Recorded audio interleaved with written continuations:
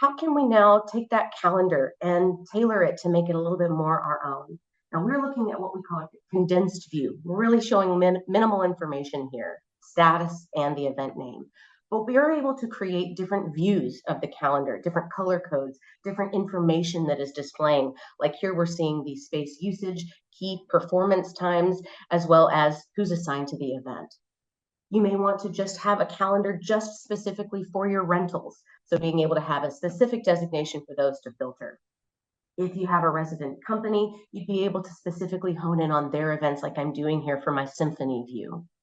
So each one of these can be helpful, including an on sale and announced date calendar, being able to tie those key dates, display them on the calendar, and tie them back to the events that they are for.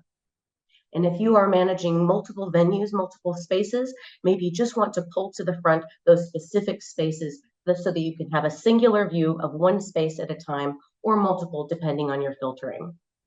You can always look at the calendar in more of a grid-like view where your spaces are on the left-hand side and dates up along the top. A day view where your hourly long increments are up at the top, just a single day at a time, but you still have your spaces on the left. There is an operational view, which we call our function view calendar, which is going to look at more of those functions and timelines, such as rehearsal times, meet and greets, or those key performance times. And lastly, a view for your avails.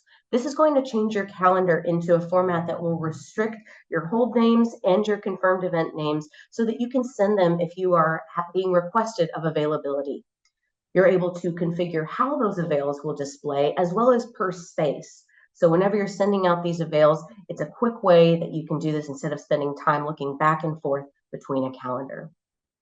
And just like with the calendar views, you have avails views. So depending on if you're sending it for multiple spaces or if you wanted to change how you're actually displaying the types of the events or the statuses, you'll be able to do that as well. And last with the avails is being able to quickly send for specific days of the week. Here we're looking for Thursdays, Fridays, and Saturdays for several months out. And this will be in a clipboard version that you'd be able to configure per space and then just paste it into an email.